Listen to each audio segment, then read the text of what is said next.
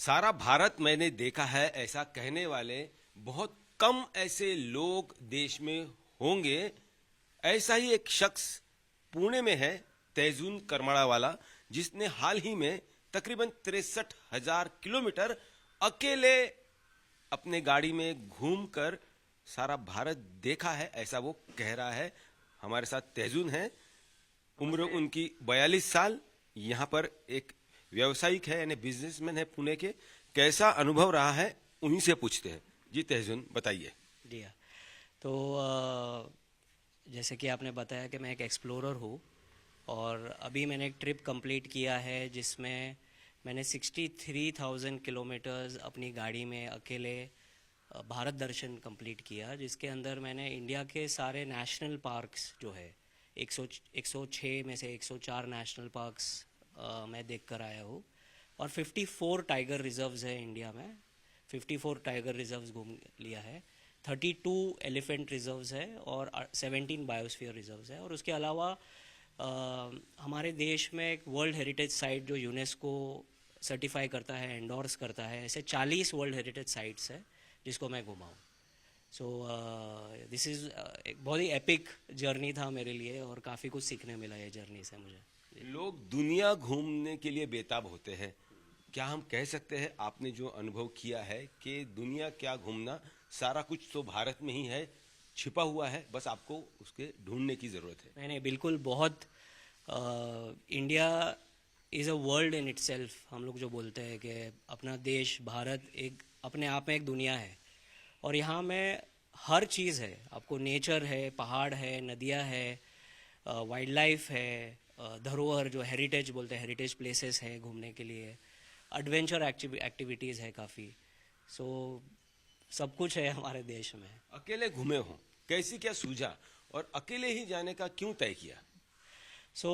ये ट्रिप मैंने लॉकडाउन में प्लान किया, कोविड लॉकडाउन में। और मुझे पहले से नेचर का बहुत लगाव था और मैं एक फ़ोटोग्राफ़र भी हूँ, वाइल्ड लाइफ फ़ोटोग्राफ़र भी हूँ।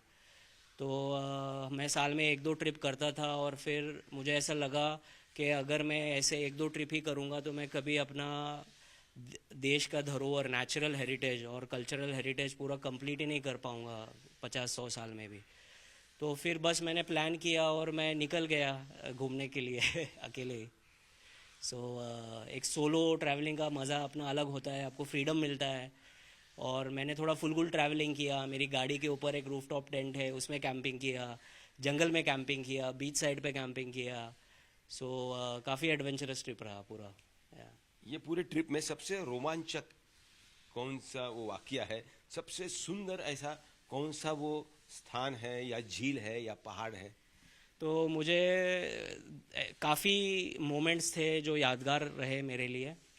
एक मैं आपको बताना चाहूँगा कि मैं आसाम में गाड़ी चलाकर थक गया और मुझे एक अच्छा जगह दिख गया जंगल में, जब वहाँ पानी भी, क्योंकि कैंपिंग के लिए आपको पानी की ज़रूरत पड़ती है, खाना बनाने के लिए और रहने के लिए।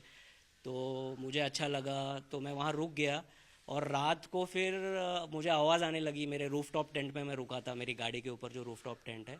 और रात को फिर आवाज़ आने लगा तो हाथी का पूरा झुंड आ गया था मेरे गाड़ी के आजू बाजू में और एक हाथी ने जो है अपनी सूंड मेरे टेंट के अंदर डाल दी थी। तो काफ़ी डरावना था मेरे लिए, बट फॉर्चुनेटली कुछ हुआ नहीं। So this is one incident. और फिर छत्तीसगढ़ में एक बहुत ही इंटरेस्टिंग वाकया ये हुआ था कि वहाँ पे एक फॉरेस्ट है जहाँ जो थोड़ा सा नक्सल इन्फेस्टेड है और वहाँ पे कुछ नक्सली लोगों से एक पाला पड़ गया था and then I came out of it.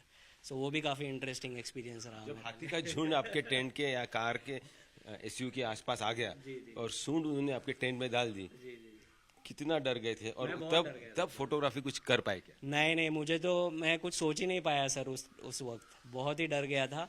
Although काफ़ी मैंने हाथी की भी फोटोग्राफी वीडियोग्राफी की है, बट एक डिस्टेंस मेंटेन करके रखना पड़ता है। आप 100 फीट 200 फीट दूर रहते हो। बट ये बहुत ही एक नज़दीक वाला एनकाउंटर था और लाइफ थ्रेटनिंग भी हो सकता था, क्योंकि एलिफेंट्स को जब थ्रेट फील होता है तो वो बड़ी से बड़ी गाड़ी भी वो लोग, they are very, it's a very powerful species, very gentle, very kind and also very powerful.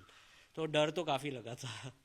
और कौन सी चीजें देखी? लद्दाख की चीजें, हिमालय या नीचे काफी- दक्षिण भारत या समुंदर, उसके बारे में कुछ बताइए। सर सब पूरा भारत दर्शन मैं कर चुका हूँ। आई कैन इजीली से कि मैं I am the most travelled person in India, from the snow clad peaks of Himalayas to the deep seas of Andaman, from the deserts of Rajasthan to the evergreen forest of north east. सारा all 28 states cover किए हैं, 7 union territories cover किए ये trip में। और wild life में भी sir बहुत रेयर स्पीसीज का भी एनकाउंटर हुआ है। जैसे लद्दाख की आपने बात की तो पलास कैट एक बहुत ही रेयर कैट होता है लद्दाख में, वो देखा है। स्नो लेपर्ड देखा है लद्दाख का। फिर नॉर्थ ईस्ट में एक बहुत ही रेयर स्पीसीज होती है जो जिसको हम लोग एक it's the only app in India, hoolock gibbon उसको बोलते हैं, वो देखा है। गोल्डन लंगूर देखा है नॉर्थ ईस्ट में। तो भारत में वाइल्ड लाइफ का अमेजिंग बायोडाइवर्सिटी है। भारत का जोग्राफिकल लैंड एरिया पूरे वर्ल्ड में सिर्फ अराउंड 2.4% है, बट पूरे दुनिया के 8% बायोडाइवर्सिटी हमारे देश, हमारी कंट्री में है। सो जो बहुत ही अद्भुत चीज़ है, मुझे ऐसा लगता है जी। जिन लोगों को ऐसी ट्रिप पे जाना है उन्हें किस तरह से गाइड करोगे जो कि सोलो ट्रिप करना चाहते हैं? सो प्लानिंग बहुत इंपॉर्टेंट होता है इसमें। आपको पता होना चाहिए कि आपका जॉनर क्या है ट्रैवल का, आपको क्या देखना है।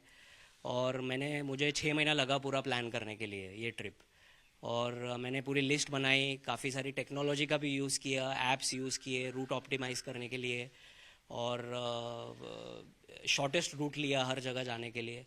तो मैं बिल्कुल इंस्पायर करना चाहूँगा और मैं एडवाइस करूँगा ट्रैवलर्स को और एक्सप्लोरर्स को पूरे वर्ल्ड में, नॉट ओनली इन इंडिया, कि इंडिया में बहुत, भारत में बहुत कुछ है। आप आइए और इसको एक्सपीरियंस करिए।